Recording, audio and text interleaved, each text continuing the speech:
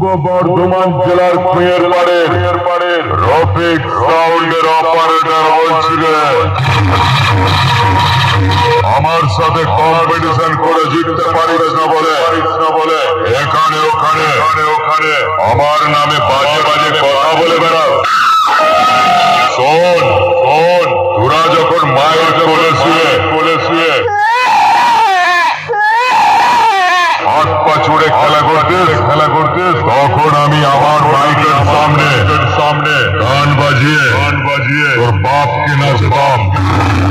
তাই বলছি জেরক্স কাগজের মতো অন্যজনের কপি করা মাইকগুলোকে নিয়ে পূর্ব বর্ধমান জেলার কুয়ের পাড়ের রফিক সাউন্ডের সাথে কম্পিটিশন করতে আসিস না, অকালে মরে যাবি।